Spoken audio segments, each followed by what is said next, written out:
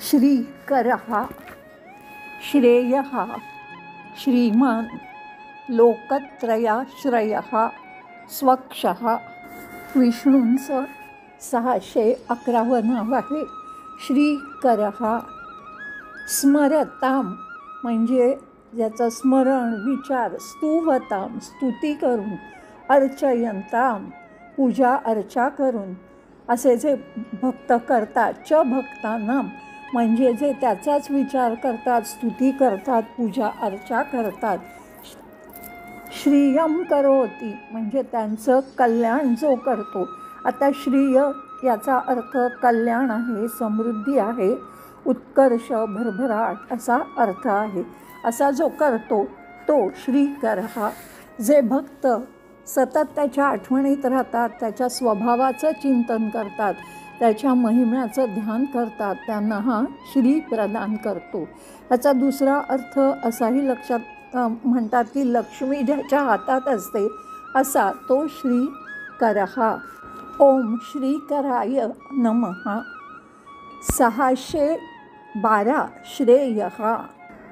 अनपायी सुखावाप्तिलक्षणं श्रेयः म्हणजे चांगल्या प्रतीचा अविनाशी असा आनंदाची प्राप्ती ह्याला श्रेय असं म्हणतात. तच्च परस्य एव रूपमिती असं ज्याचं रूप आहे, असं आनंदरूप, अविनाशी आनंदरूप असा जो आहे तो श्रेयः. सर्वांचं कल्याण हेच ज्याचं रूप आहे असा. खरं तर नारायणच मोक्षही आहे आणि मुक्तीही आहे. तोच मार्ग आहे आणि लक्ष्यही तोच आहे. हा सर्व भक्तांना शारीरिक, मानसिक आणि बौद्धिक क्लेश किंवा त्रास यापासून मुक्ती देतो असा तो श्रेयः. ओम श्रेयसे नमः. 613 श्रीमान. श्रियः अस्य सन्ति इति म्हणजे कल्याण, स्वास्थ्य, समृद्धी, उत्कर्ष असा पवित्र भाग्य असा जो आहे, हे ज्याचं आहे तो श्रीमान, ऐश्वर्यवान असा.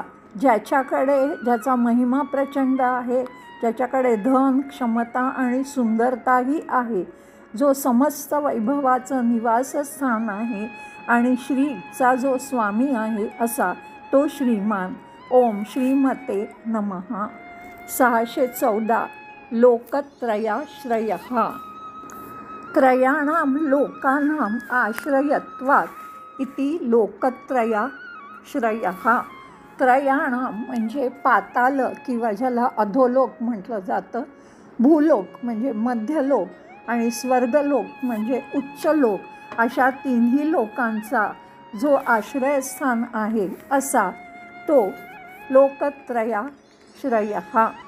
अनुभवाच्या बाबतीत विचार केला तर लोकांचा आधार तिन्ही अवस्थांमध्ये जागृती, स्वप्न आणि सुषुप्ती ह्याच्या मार्फत प्राप्त होणाऱ्या चेतनेमार्फतच आपण सर्व जीव अनुभव घेत असतो.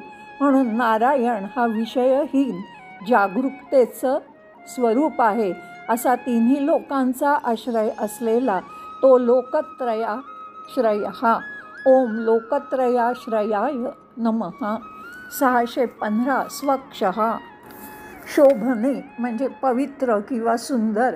पुंडरीकाभे म्हणजे कमळासारखे अक्षिणी डोळे.